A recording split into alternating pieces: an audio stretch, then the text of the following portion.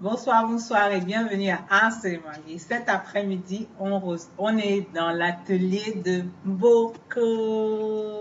Salut. Alors, bonjour. Bonjour, bonjour, Je suis bonjour contente d'être Louise. là dans ce bel atelier. Merci. J'ai été reçue par des gâteaux dans un Oh là joli là. plat, mais maman, c'est pas tous les jours comme ça, hein, il faut profiter. Alors, on va pas perdre de temps, on va Oui, commencer directement dans le vif du sujet. Si tu d'accord. nous disais qui aime beaucoup la griffe, parce qu'il y a beaucoup la griffe, il y a beaucoup déco, il y a déco beaucoup la griffe. Donc, il faut vraiment qu'on sache qui fait quoi dans toute cette histoire. D'accord, d'accord. Effectivement, je suis beaucoup la griffe, euh, artiste plasticien, designer, bref, une sorte de touche à tout, avec beaucoup d'humour aussi, en même temps. Je suis quelqu'un d'hyper sensible et qui aime communiquer la joie autour de lui. Voilà. Alors, sur les différents noms, il faut comprendre que je me suis inscrit sur Facebook avec beaucoup la griffe et avec le temps, j'ai voulu changer parce que je me suis rendu compte que quelqu'un avait, je sais pas où, piraté, donc avait utilisé le nom Mboko machin et donc j'ai dû ajouter la griffe déco. Mais sinon, le nom d'artiste reste Mboko la griffe. Alors, qui aime beaucoup la griffe? C'est un artiste camerounais. Je suis né en 1969 à Douala, à 10 heures par là. C'est ce que ma mère m'a dit, à l'hôpital à Quintini. Donc, voilà. Donc, ça fait pratiquement 25 ans que je suis dans l'art. J'ai commencé en tant que caricaturiste pour la presse camerounaise, notamment le Messager, pour citer les plus importants, le Messager, la Nouvelle Expression. Euh, bon, bien avant ça, j'ai fait d'autres journaux comme Cameroun, mon pays, et je me rappelle plus très bien des noms, ça fait quand même un bon bout. Et donc au Messager Popoli, on était une équipe de choc qui avait rendez-vous avec ses lecteurs tous les vendredis. Et c'était une journée qui était particulièrement attendue par nos fans. Et donc j'animais une rubrique. Je me souviens même plus du nom. Ça fait quand même un sacré bout.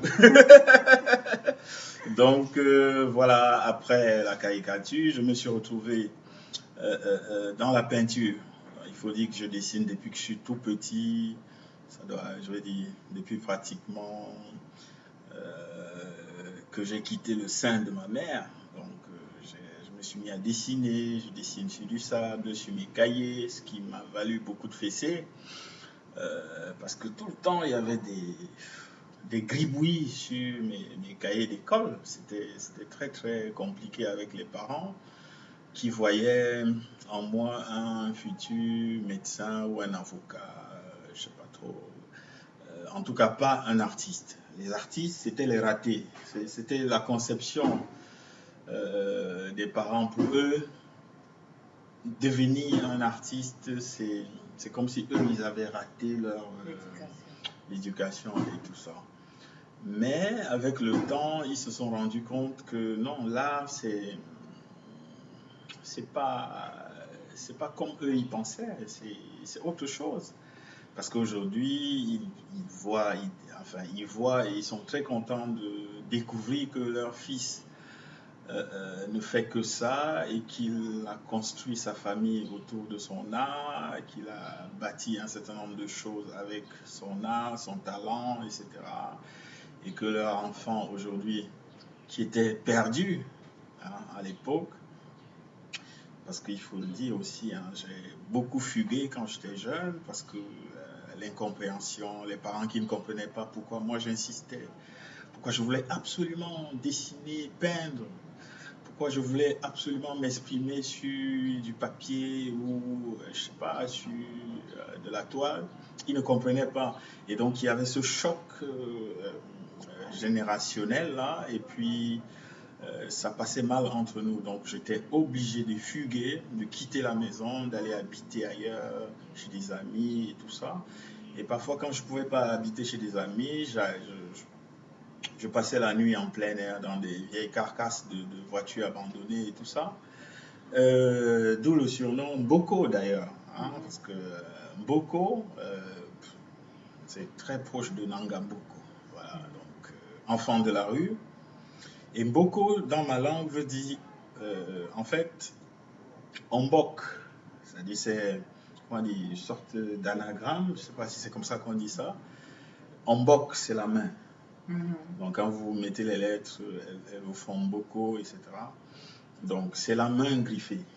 Et donc, ce surnom-là, je l'ai reçu de mes amis, parce qu'ils me voyaient tout le temps en train de gribouiller. Et j'aimais beaucoup les grandes marques.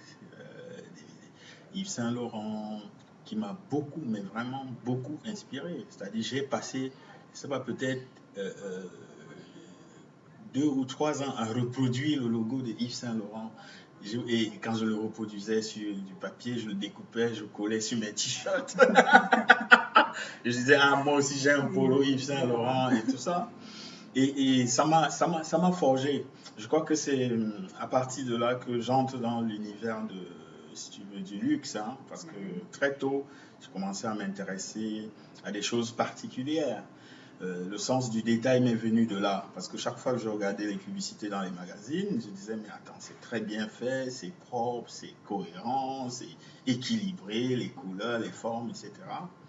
Je crois que c'est de là que m'est venu le goût du détail, des choses bien faites, harmonieuses, etc. Donc voilà, donc je suis tombé dans la peinture, j'ai commencé à montrer mon travail en 91. C'était à la faveur d'une expo collective à la province. Donc, je ne sais plus comment ça s'appelle, ou ça s'appelle toujours la province, les bureaux du gouverneur, je crois. Voilà, donc il y a la salle des banquets, on a fait une expo collective où j'ai rencontré pour la première fois Coco Cominier. Bonsoir Coco. Salut Tani. Donc Coco, et puis il y avait un artiste béninois, je me souviens plus de son nom, qui avait beaucoup apprécié mes dessins et tout ça. Et tous ces aînés-là m'ont encadré, chacun en disant une petite phrase d'encouragement. Voilà, et Coco m'a permis de venir souvent lui rendre visite dans son atelier, ce qui m'a permis aussi d'avoir un esprit assez ouvert. C'est un peintre que j'admire beaucoup, un des meilleurs. Voilà. Donc, et c'est comme ça qu'au fur et à mesure, après cette expo de 91, qui était une expo collective, j'ai fait une expo qui a été, qui m'a comme propulsé. C'était au Centre culturel français. Je crois que ça doit être en 94. Le titre de l'expo avait beaucoup amusé les gens. L'inconscience des couleurs. C'est-à-dire que en 2 heures, j'avais tout vendu. J'avais fait 33 tableaux. Wow. En 2 heures. Tout était parti. C'était l'Institut français de Douala. À l'époque, Centre culturel français de Douala. Oui, okay. à Bonanjo. À Bonanjo. Alors voilà. C'était sous un directeur qu'on appelait Chamoin. Oui, monsieur Chamoin, qui doit être. Quelqu'un m'a dit qu'il était en Guadeloupe, je ne sais pas où. Il doit déjà être bien vieux. Voilà. Donc, il m'avait donné cette opportunité-là et l'expo avait connu un succès fulgurant. Et donc, c'est à partir de 94 que vraiment ça a commencé à bouger. Ça a bougé énormément. Et finalement, un jour, j'ai envie de faire du design. Et le design textile en particulier. Donc je me dis, je ne vais pas seulement m'arrêter à faire des tableaux, des pièces uniques où les gens vont acheter et les emprisonner dans leur maison et tout ça. Il faut que je fasse quelque chose qui va rester en mouvement. Oui, qui va bouger et qui va concerner un grand nombre de personnes. Donc, je décide donc d'aller voir un monsieur qui achetait mes tableaux à l'époque, qui s'appelle, je pense qu'il est toujours au Cameroun, qui s'appelle Patrick Desplaces. C'est un monsieur qui m'a vraiment soutenu. Il m'a soutenu énormément. Je lui dois beaucoup. Je lui suis très reconnaissant d'ailleurs. Donc je vais le voir et je lui dis, voilà, moi j'ai envie de faire du design textile et tout ça. Est-ce qu'il peut me donner un coup de main parce qu'il connaît du monde, etc. C'est comme ça qu'il appelle son ami qui est décédé aujourd'hui, qui était le directeur de la SICAM, l'industrie textile à Bassa là-bas. Et donc il appelle son ami, il lui demande de me recevoir. Et donc je vais avec mon portfolio, avec mes dessins. J'avais fait une centaine de dessins, c'était impressionnant. Mais bon, c'était des dessins qui allaient dans tous les sens. Il y avait peut-être de l'harmonie ou des couleurs, tout ça, mais ça ne correspondait pas à l'univers du textile tel que eux ils le définissaient là-bas. C'était vraiment un truc libre de toute contrainte académique ou technique, etc. Donc il m'a reçu et puis il m'a dit, écoutez, je vois que vous avez beaucoup de ressources, revenez tel jour, et c'est comme ça que j'ai été pris en stage là-bas. Là, nous sommes en 1996. Et je suis dans la SICAM en 96, je découvre des dessinateurs qui sont vieillissants, une équipe de papas. Et puis, au milieu de la salle, je vois une jeune dame, très très fraîche et avec beaucoup de classe, etc., qui semblait être très studieuse. Et d'ailleurs, c'est vers elle que le chef de salle me confie en disant, écoute, voilà le stagiaire qui est là, il est jeune comme toi, voilà, il faut que tu l'encadres, etc. Et cette personne est devenue, quelques années après, mon épouse. Bon, aujourd'hui c'est ex-épouse, mais on a fait quand même 15 ans déjà. On a fait 15 ans. Et c'était des moments extraordinaires. J'ai passé 3 mois là-bas et j'ai créé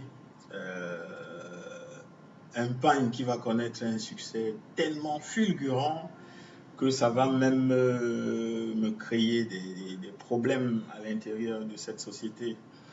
Donc ce pagne s'appelait à l'époque Barré Collé. Barré Collé parlait de l'amour. L'inspiration venait de mon histoire avec mon ex-femme. Et ça a été quelque chose qui n'était pas dans les habitudes de la maison. D'ailleurs, quand je le dessinais, mon chef de salle, il me disait, écoute, bon, tu es en stage, tu peux te permettre des choses, ça passera jamais ici. Vraiment vos petits dessins là, regarde ce que nous on fait des fleurs, on fait des trucs comme ça, on fait. Et puis moi j'avais bouché mes oreilles, hein. Je voulais rien entendre de ce qu'il me disait. J'étais sur quelque chose.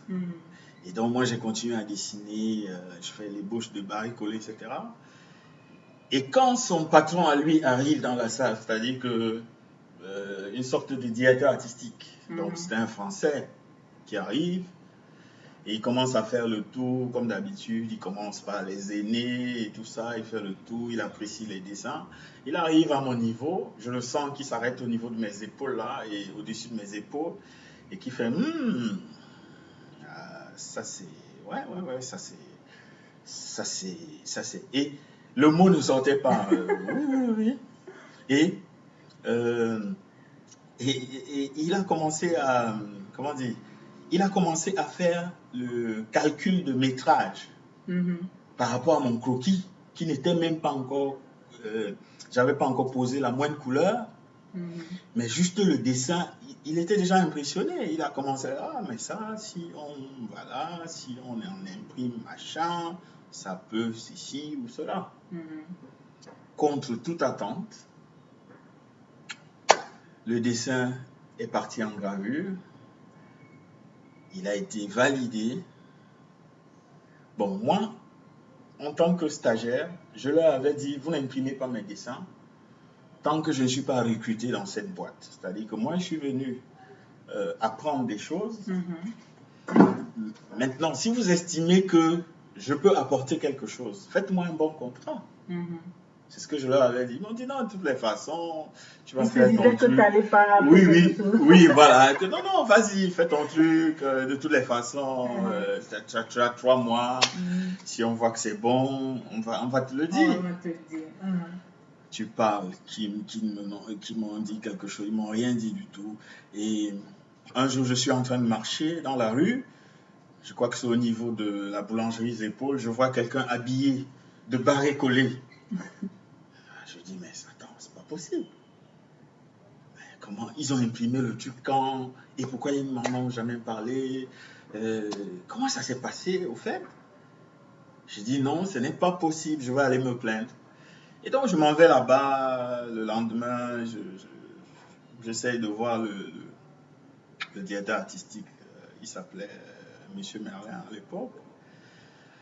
Il me dit, ouais, votre dessin, oui, on a vu, c'est vraiment bien, c'est quelque chose, c'est nouveau, on a envie d'essayer et tout ça. Il me raconte, il me baratine et tout ça. Je lui dis, non, moi, je ne suis pas content parce que c'est pas ce qu'on s'était dit. Ok, je ressors de son bureau, je suis pas vraiment content. Et plus tard, je vais commencer des négociations pour leur dire, écoutez, bon, maintenant que vous avez fait le truc, quelle est la suite de l'affaire? Est-ce que vous me donnez une petite compensation? Parce que quand même, c'est un dessin. Et il faut que je le rappelle, barré-collé, c'est moi qui trouve le titre. Le dessin, personne ne m'a aidé. Et ce dessin, ce pagne s'est inspiré de mon histoire avec mon épouse alors de l'époque. Donc, c'était quelque chose d'intime. Alors, de voir ça dehors comme ça m'a scandalisé. C'était normal que je me plaigne, que je dise, mais attends, il faut qu'on en parle. Et eux, ils ont commencé la sourde d'oreille. Et moi, j'ai continué de m'entêter. Résultat, vous pouvez imaginer, le petit Mboko et cette grande, super grande structure où tu as des capitaux français, tu as des capitaux allemands, et aujourd'hui on a des capitaux chinois. Il se disait, mais attends, il sort d'où ce petit, hein? Qu'est-ce qu'il veut nous raconter? On a pris son dessin et puis quoi? Il a quand même ses 40 000 francs CFA le mois, c'est ce qu'on me donnait. Et j'habitais en Comando. Imaginez, je prends le taxi, Comando pour Ndokoti, tous les jours. On te donne 40 000 francs CFA. C'est pour que tu fasses quoi? Je louais une chambre que je payais 20 000 francs. Mais je vous assure, je ne sais même pas comment je me retrouvais là-bas à chaque fois. Et il commence à me tourner, il m'envoie à gauche, à droite. Et finalement, il ne renouvelle pas mon stage, il ne me recrute pas, je m'énerve, je vais voir un avocat. Et quand je vais voir un avocat, on crie au scandale partout. Et ils ont mis en place une stratégie pour me casser, qui a très bien marché d'ailleurs. Ils se sont d'abord approchés des artistes, parce que il fallait venir à l'intérieur de mon milieu faire une mauvaise publicité de moi. Et ça a fonctionné. Les artistes ont mordu. Je ne sais pas ce qu'on leur avait donné. Et ensuite, l'entourage des artistes, donc les galeries. Je ne vais pas la citer ici, mais à l'époque, je m'en vais me plaindre chez une galériste. Je lui dis, regarde ce qu'on m'a fait. Est-ce qu'il n'y a pas un moyen de me défendre? Puisque de toutes les façons, vous connaissez ces gens, etc. Mais cette galériste-là, qu'est-ce qu'elle a fait? Elle m'a proposé de l'argent dans son bureau. Elle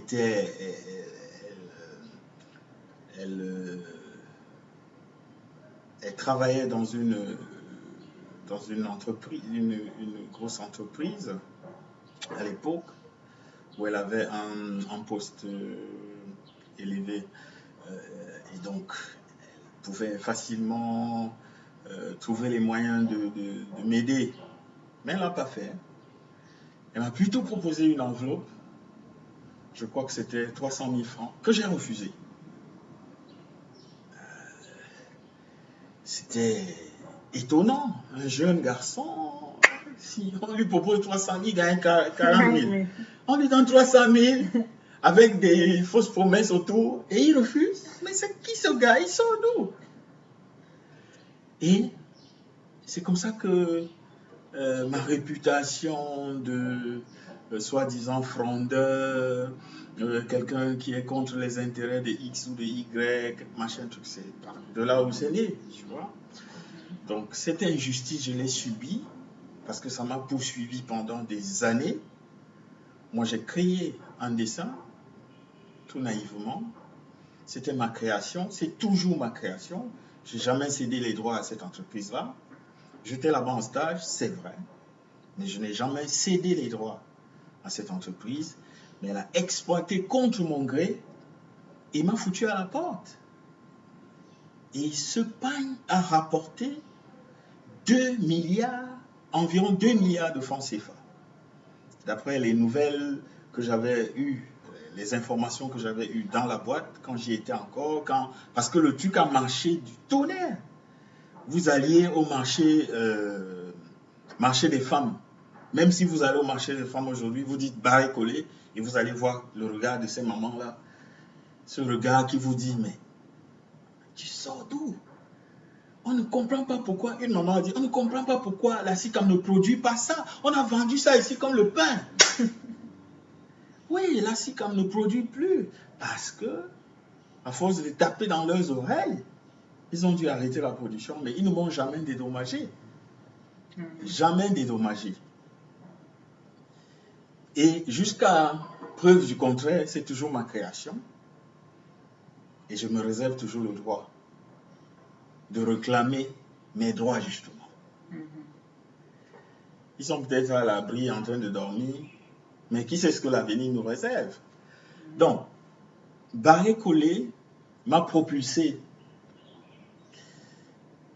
au sommet à la fois pour des bonnes raisons, parce que j'avais créé Barré Collé, ça a marché.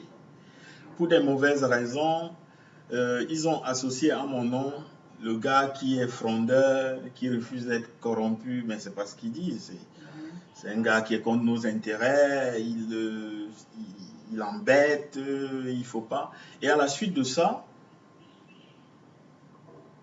toutes les portes des galeries m'ont été fermées. Et ça a duré au moins 15 ans.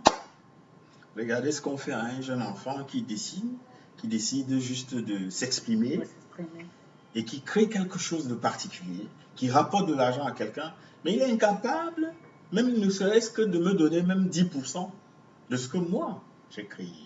Parce que ça lui a rapporté de l'argent. Ça leur a rapporté de l'argent. Au contraire, ce qu'ils ont fait, c'était de me combattre, de mettre la pression sur mon ex-femme là-bas à l'époque. Elle était enceinte, elle portait notre enfant. Et c'est d'ailleurs ce qui m'a même freiné. C'est ce qui m'a beaucoup freiné. Parce que j'aurais voulu passer à l'offensive, mais j'étais pris comme à la gorge. Parce que je voulais protéger notre enfant. Je ne voulais pas que ma femme fasse une crise. Et peut-être n'a-t-elle jamais compris cela. Tu vois? Mais si j'ai arrêté à l'époque de continuer à forcer, c'était par rapport à ça. C'était pas une autre raison. On ne m'a jamais donné l'argent, on ne m'a jamais corrompu, ils n'ont jamais réussi. Et entre-temps, pendant qu'ils me demandaient d'arrêter l'histoire, parce que j'avais pris un avocat, mais je n'avais pas les moyens de payer. Et donc, du coup, le gars s'est aussi découragé. Et je ne sais pas ce qui s'est passé. Lui aussi, basta. J'avais peur pour ma vie. J'avais surtout peur pour la vie de ma fille, qui était dans le ventre. Et j'avais surtout peur de la vie de ma femme qui travaillait là-bas. À l'époque. Donc, il fallait gérer tout ça. J'ai dû laisser les gars continuer à se sucrer sur mon dos. Mais je dis toujours que chaque chose a une fin et que Dieu connaît rendre justice aux gens. Et le Seigneur m'a rendu justice. Donc, j'ai continué à dessiner, malgré le fait qu'il me faisait passer le mot à toutes les galeries de refuser de m'exposer. Chaque fois que je déposais une demande, c'était non, ton style n'est pas conforme à ce que nous exposons ici. Non, il faut que tu travailles encore un peu. Non, c'est pas vraiment ça. Nous, machin, etc. Des raisons bancales qui n'ont rien à voir. Tout ça pour que je n'expose pas. Et ça a marché. Mais Dieu m'a rendu justice, peut-être, je sais pas, 20 ans après. 20 ans après, il y a ce concours de la Royal Air Maroc. Cette compagnie marocaine lance un concours pour la décoration de ses avions. Un concours, il faut le préciser, un concours international, il faut que je le précise. Avec des artistes de très très haut niveau, de gros calibre. Je peux citer Maï Binébine, je peux citer Barthélemy Togo, qui est quand même l'artiste camerounais le plus en vue de l'heure. Je ne sais pas si je me trompe, mais je pense que c'est ça. Donc, pour ne citer que ces deux-là, je me retrouve au milieu d'un casting avec des artistes qui ont fait le tour dans leur domaine, qui ont des CV impressionnants, qui sont calés. Je me retrouve là, présélectionné, au milieu je crois que c'était 12 ou 10 artistes qui avaient été sélectionnés en 2016 par la Royal Air Maroc comme ayant proposé quelque chose d'assez intéressant. Maintenant, à la suite, il devait avoir un autre tamis, parce qu'on était des milliers à proposer des choses, et finalement ils en ont pris 12, et ensuite ils ont tamisé pour prendre 3 artistes. Parmi les 3, j'ai été retenu comme étant le premier de la file. Ensuite, il y avait l'artiste burkinabé Seydou Diko, qui est un ami que je salue au passage, et la Marocaine Sarah Oradou, qui est une designer qui vit entre la France et les États-Unis, etc., qui fait un super boulot aussi. Et donc, imaginez donc, vous à qui on a refusé de montrer le travail, montrer votre travail, on a refusé que vous exposiez votre art. Mais ce que Dieu a fait, c'est que mon art est exposé dans le ciel et il est vu dans plus de 90 pays dans le monde. Donc, quand cet avion décolle, les gens le voient. Quand il atterrit, les gens le voient. Et donc, c'est une exposition permanente, presque partout dans le monde, grâce à cette compagnie Royal Air Maroc qui, je dois dire, c'est vraiment quelque chose d'exceptionnel. C'est pour la première fois, de mémoire d'homme, en tout cas, ce que je sais, qu'une telle compagnie organise un concours de ce niveau, un concours assez prestigieux, qui est revenu aujourd'hui, un concours qui a redonné du peps à ma carrière, qui m'a reboosté et qui a permis que certaines personnes reviennent à l'atelier. Celles qui étaient parties, celles qui disaient « Ouf, c'est fini pour lui. Beaucoup, vous savez, c'est bon. » Mais il faut noter quand même, quand tu as fait des actions qui sont des actions d'activisme, avec Barbecue Expo, c'était de l'activisme culturel, tu ouvrais ta maison, c'était des lieux de vie. Tout à fait. C'était une galerie qui vivait, je crois, 24 heures. Oui, effectivement, c'était en réponse. C'était une sorte de contre-offensive à ce que j'avais vécu parce qu'on ne me donnait pas l'opportunité de m'exprimer. Je me suis dit, tiens, j'ai une cour de 300 mètres carrés, pourquoi pas? Je vais inviter mes collègues, mes amis, les jeunes, et leur donner une tribune pour qu'ils s'expriment.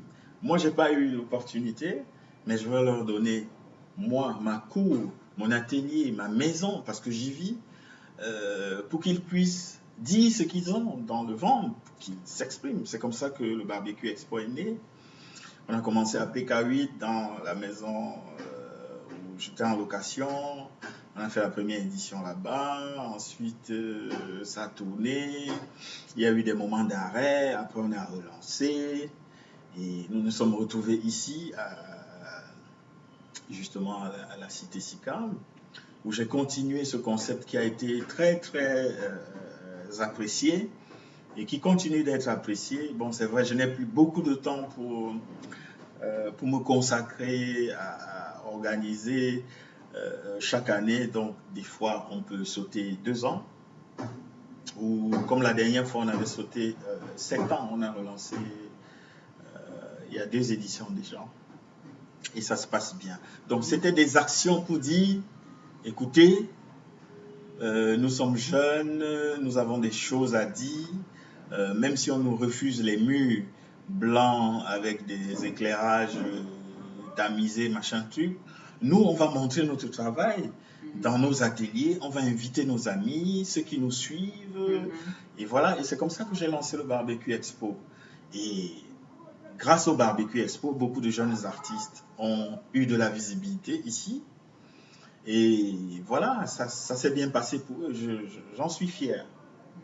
Si je devais comptabiliser une seule action de tout ce que je fais, je pense que le Barbecue Expo me rend fier, parce que quand je vois ces jeunes-là, je me vois moi, il y a, je sais pas, 15 ou 20 ans. Et donc ça me plaît. Et pendant que je faisais ma traversée de désert, j'ai imaginé,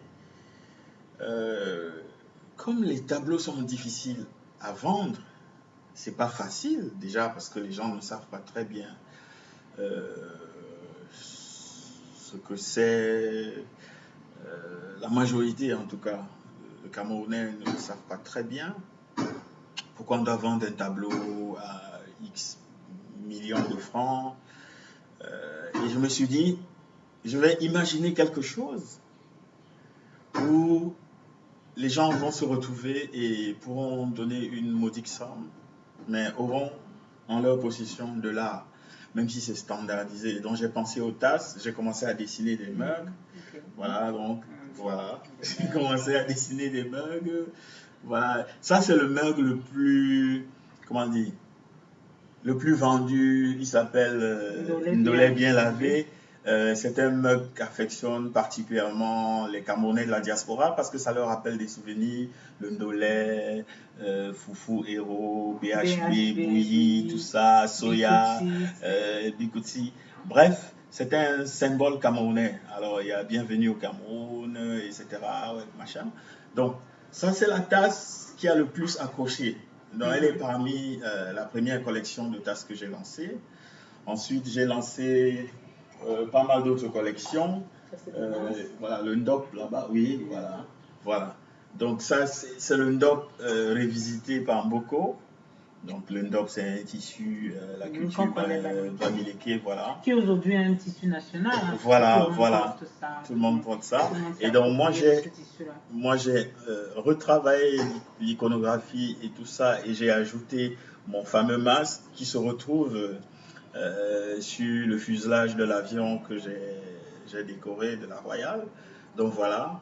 Donc c'est des petits rappels comme ça. Et donc finalement, ces produits qui sont accessibles ont permis que les gens se retrouvent autour de mon art. Si quelqu'un ne peut pas s'acheter une toile, il peut s'acheter une tasse. Bon, jusque-là, les gens trouvent que les prix sont exorbitants, etc., etc. Mais ce qu'il faut comprendre, c'est que je travaille de manière pratiquement artisanale, même si c'est un produit standardisé. Je travaille de manière pratiquement artisanale. C'est beaucoup de finesse, beaucoup de temps à consacrer, concevoir le motif derrière l'ordinateur, etc. Passer des nuits blanches à agencer, savoir mettre des couleurs, etc.